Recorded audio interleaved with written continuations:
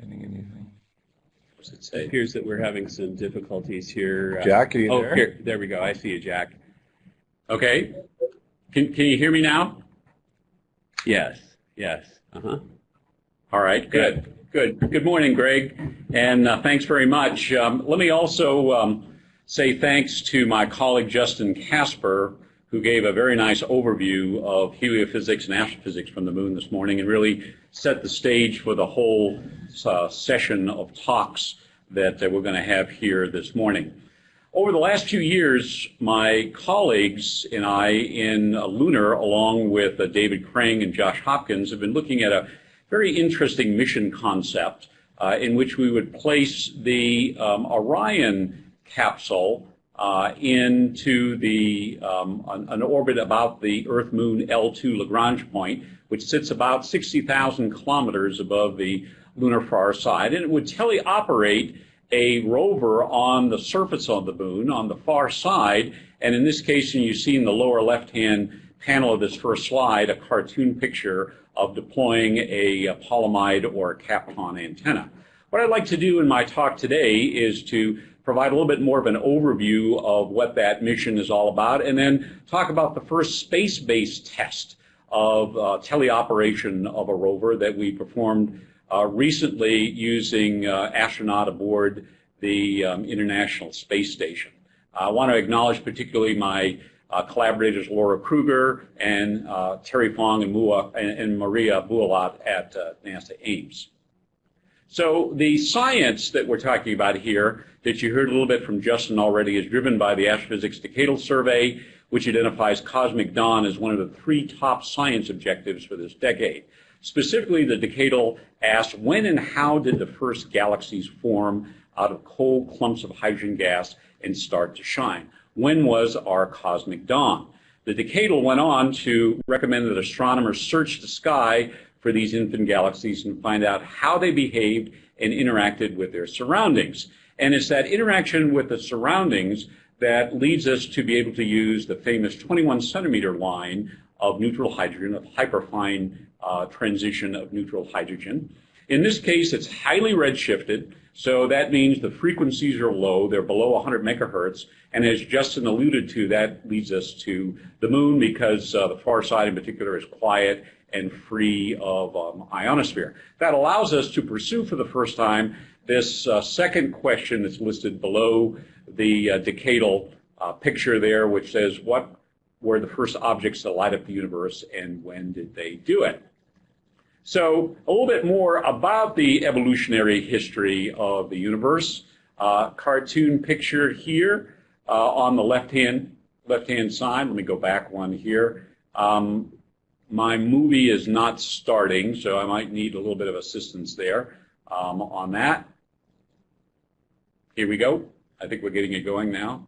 All right. On the left-hand side, let me focus on that first. You see a cartoon picture of the evolution of the universe with the Big Bang appearing at the top. And then at the bottom is today's universe. Time is shown here on the left-hand side logarithmically.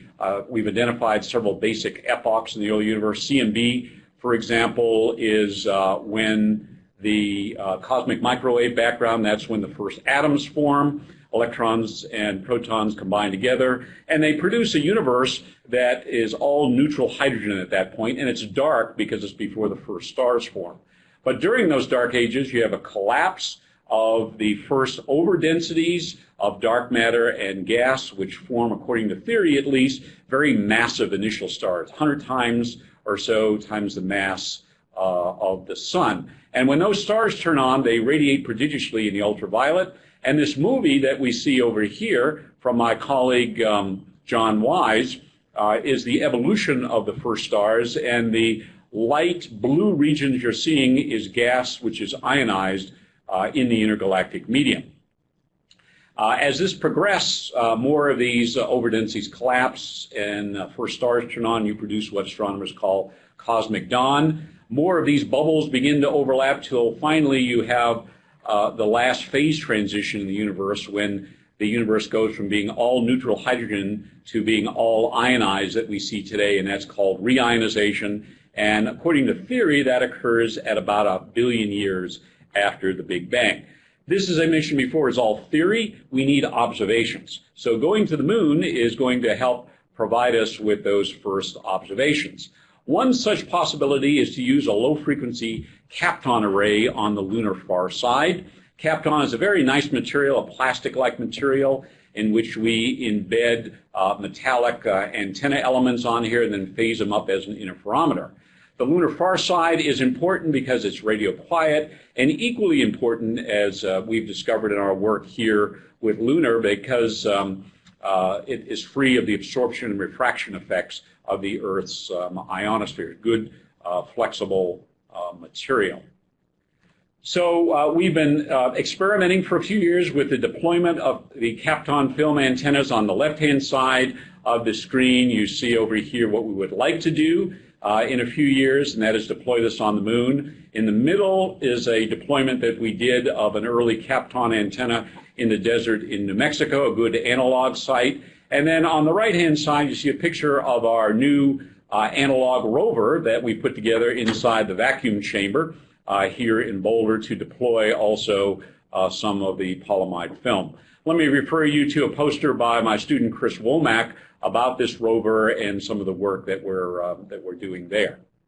So where we're heading to is to use the Orion crew vehicle at the Earth-Moon L2 to teleoperate a rover on the far side. And Dan Lester, on the first day of the program, provided a nice overview of the advantages of telepresence. This is an application of that to some extent, where we have the Orion capsule placed in an orbit about the L2 point. It requires minimal station keeping. The mission is much less expensive than Apollo because you don't require boots on the ground, you don't require a lander, so it makes it affordable, potentially within NASA's diminishing current and notional out-year budgets, and possible to do in the early 2020s. This is one example of NASA's Waypoint mission concepts that they've been studying over the last few years. So to extend the idea of testing the idea of surface telerobotics, recently my colleagues and I did a first demonstration of telerobotics using the International Space Station, astronaut controlling the K-10 rover at NASA Ames' new Roverscape. And it was one of the first tests of human robot OpsCom using a high-fidelity planetary rover on the surface. The objectives of this first test, which took place in June, was to demonstrate that a crew can remotely operate surface robots from inside a flight vehicle, secondly, to mature the technology required, and thirdly, to identify requirements and gaps for research and technology development programs. So here's the whole layout of this Waypoint mission simulation. It began nearly a couple years ago with initial planning, particularly at NASA Ames, and software development in the pre-mission phase. On June 17th, we had our first crew session, 3.5 hours, very successful. In fact, not only did we accomplish the goals in phase 1, but we did about half the goals in phase 2 and actually deployed 2 arms of the Kapton array. The second crew session is going to take place a week from Friday at NASA Ames on July 26th, and a third crew session is scheduled for August 8th, where we'll be building in some problems for the astronauts to solve. So here's a picture of the deployment. This was during the phase in which the astronaut was controlling K-10. You can see the polyimide material here. These metallic bars that you see were put down by our assistants so that it wouldn't blow away in the wind. That's clearly not going to be a problem on the moon. But here at Ames it was. You also see on the K-10 rover a LiDAR at the top, as well as cameras front and back on the rover. That's part of the hazard avoidance system. Here's some pictures taken during the crew session. Here's astronaut Chris Cassidy, who was in control of the rover with our workbench. Some of you might recall that Chris was actually one of the 2 astronauts in the recent spacewalk that had to be aborted early because of water in the helmet from the Italian astronaut. On the upper right is ISS Mission Control. Lower left is Mission Operations Center at NASA Ames. And then here in Boulder, our Remote Operations Center. And you notice these are four of my students, one of my students here. We even had one of the Mohawk guys as present on our team, just like during Curiosity. The next slide is a screenshot of the robot interface that was designed by Terry Fong's group. Very sophisticated, very easy to control, though, showing you, for example, some of the terrain hazards. So this is what astronaut Cassidy was seeing in real time. Then also seeing in the upper part of the upper right a top-down view and then a real-time view as well. So this interface worked extremely well. Some of the technology advancements we were looking to do during this phase of the operation, you can see that we were looking to advance these technology goals, which are summarized in this table here, from TRL-4 to up to TRL-7, and we made some very good progress in each of those. Finally, let me just summarize the firsts that were accomplished during this ISS surface telerobotics tests. This was the first simulation of a human-robot Waypoint mission, specifically the Earth-Moon L2 Farside mission. Secondly, it was the first real-time teleoperation of a planetary rover from the International Space Station. Third, first astronaut to interactively control a planetary rover in an outdoor analog testbed setting. And then finally, the first real engineering data that we've been able to collect of a crew-controlled surface telerobotic system.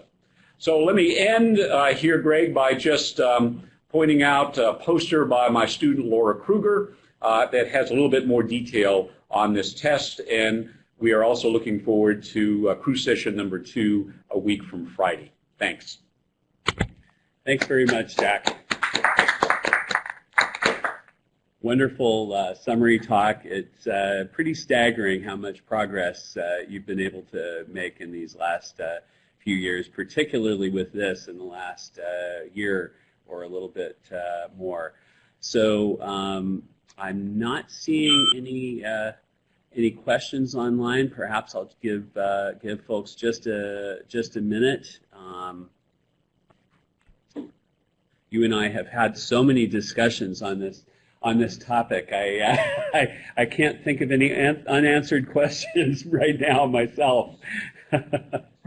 Well, this event next week is going to be a good one. It's one in which we'll have a chance to roll out also a little bit of press associated with this. And Lori Garber, the Deputy Administrator of NASA, is coming out to NASA Ames to be present for this test. And we heard Bill Gerstenmaier mention this as well a little bit in the NASA Town Hall session. So we're very excited because this is really a nice synergy between science and exploration, because we're preparing for a science mission, but we're testing key technologies that are going to be necessary for exploration, not just on the lunar far side, but potentially in the future for asteroids and for Mars.